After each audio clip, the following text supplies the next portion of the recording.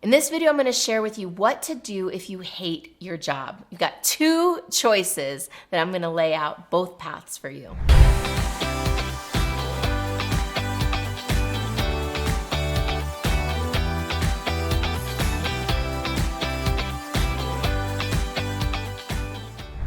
So you found yourself in a job that you hate. You have two choices.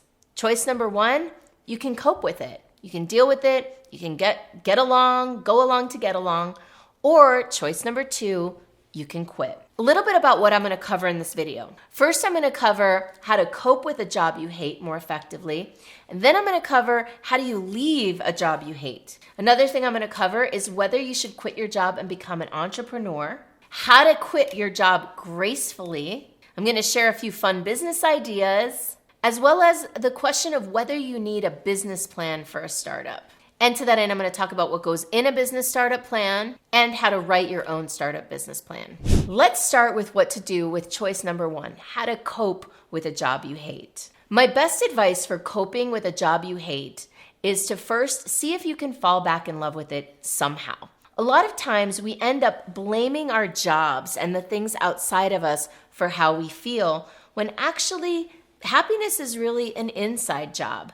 And so I discovered this the hard way, as usual, when I found myself in a career I hated a few years ago, several years ago, 13 years ago to be exact.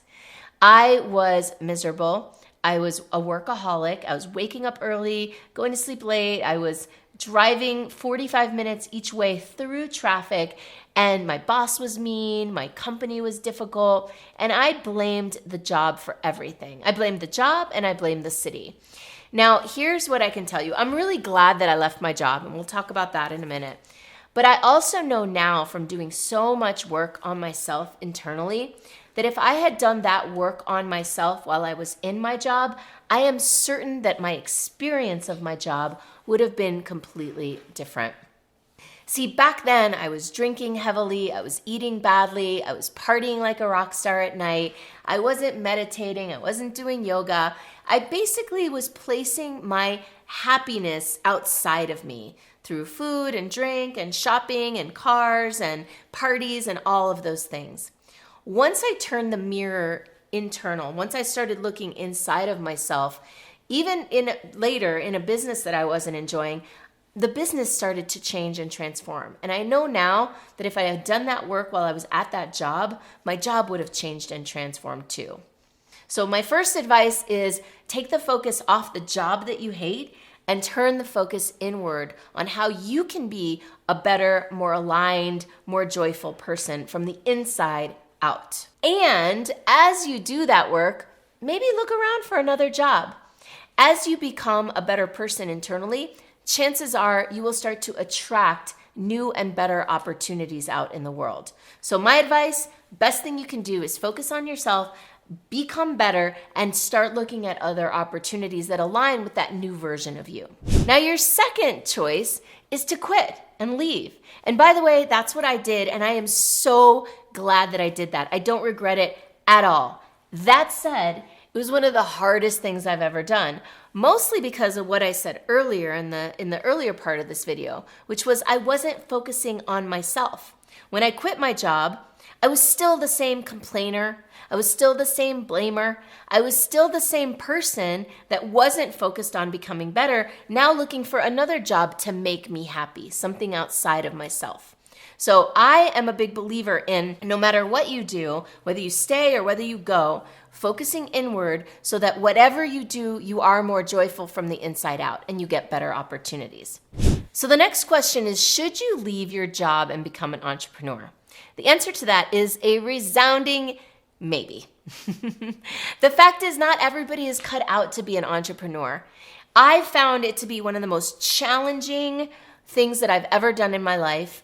And if I'd known then what I know now, I don't know that I would have done it, although I feel no regret now. A friend of mine posted a question on Facebook, and I'm actually going to read you exactly what the question was. She posted, "What's one big decision you made that scared you but paid off and made you happy in the end?" So she had about 40 some responses. And almost every single response said something like this. I'm going to read you a few answers. Quitting my job to work on my own. It created way more than I ever dreamed. Leaving my position as the CFO of a bank, a position I held for 9 years. Leaving my job of 22 years and relocating and getting married all in a 5-month period. I was a nurse who left the bedside after 25 years to join the medical device industry, which I knew nothing about. I decided to retire from a 17-year career to do something else. And they go on and on and on. I have a whole bunch here. What they have in common is almost every single one of the responses was about leaving something they hated to try something new. So I'm a big advocate for taking that leap, taking the risk, and giving it a shot if you're feeling called to. By the way, I'd love to hear from you. How would you answer that question? Comment below, and while you're at it, why don't you go ahead and subscribe to my channel so you'll get notified when I have future videos. So let me know what was a decision you made that scared you and that you were really happy that you did and paid off in the end. So now let's say you do want to either leave your job to get a new one or start your own business. How do you quit your job gracefully? Very, very simple. 2 things to keep in mind. The first is to express appreciation for the job. Don't take that opportunity to malign them or complain or blame them for while you're leaving or, the whole take this job and shove it. There's nothing to be gained for that, in my opinion. One day you might need a referral or a reference from these people, and you'll want to leave on a good note. So my advice is express massive amounts of appreciation and then use a line something like this. I'm really grateful for the opportunity you gave me, and I've loved being here. I've really gotten so much value from it, and my heart is calling me to a new opportunity. Or you can even say my soul. Who's going to argue with your heart and soul calling you into something different? No one. Or very few people. So that's a great way to leave without having any bad blood or any negativity to hold you back when you go into the next thing. So here are some fun business ideas if you are looking to lead, or things that you might start as a side hustle. By the way, I have a video on how to turn your side hustle into a full-time business. So think about your hobbies and the things that you love to do, the things that you would do even if nobody paid you to do them. I bet that if you think hard enough and you get creative enough, you can find a way to turn those hobbies into a business. These days with Etsy, you can make products that you can sell online and you can ship directly to your buyers. You can teach people how to create things using Zoom all over the world. You can create membership programs and instructional businesses. There's so many ways to make money online. And I also have videos on how to make money online, so check those out as well. And by the way, my absolute favorite way to make money online and do business online is to lead events and retreats and seminars and workshops. This is perfect for you if you're somebody who's like me and you love being with people, you love helping people, motivating them, educating them, teaching them. I love the online retreat business model concept. So if that interests you, I have a whole playlist on how to do a retreat business model online. A question that I get so much from people is, do I need a business plan to start a new business? And the fact is that even Harvard Business Review recently said that business plans are dead. But that doesn't mean you don't need to plan. So I like to use something that I call a strategic roadmap instead of a business plan. I make the distinction, which is that a strategic roadmap, instead of being a static document that's 50 or 60 pages long, all printed out, like with a prospectus and all that stuff, that a strategic roadmap is a more nimble, living, breathing document that you update every 90 days.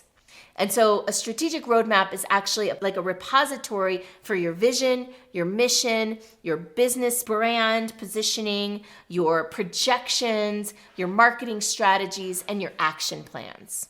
So how do you write a startup business plan? Well, I like to use PowerPoint, actually. I like to use PowerPoint or Keynote or Google Slides and have about 12 slides, one for each key point. So on the first slide, your vision and your mission. Your second slide, who's the target audience that you serve? The third slide, what's the value proposition you provide? The fourth slide is what's your key brand positioning? Where are you going to put yourself out there to meet your target audience? What's your price points? The next slide would be, what are your packages? What are you selling? And how do those sales ascend? So how do you go from sale number 1 to sale number 2 to sale number 3? How are you going to move people through your pipeline? Another slide for your sales projections and plans for how much you're going to make, how many sales you need to make each month, each week, each day. Right? Also putting in that plan your objectives for the 90-day period that in question now, and what is the action plan for those 90 days? Who are you going to call? What outreach are you going to make? What are you going to launch? What new programs or packages are you going to be offering? Right? So every 90 days, you have a clear action plan for the next 3 months. And that creates a more, the strategic plan that I'm sharing gives you an expansive view of a long-term vision and mission, but it takes it all the way down to this very tactical here and now, what needs to get done in the short run as well. There is so much on this topic that I could say, and I feel like I don't have enough time to say it all. But I will tell you this, I have a free resource that could help you immensely if you find yourself at this juncture looking for what's next. It's called the Monetize Your Magic Playbook. And what it is it's a very simple assessment to help you determine where to focus your time and energy to create something new that you love. So check it out at monetizeyourmagicplaybook.com or just click on the link below. Enjoy.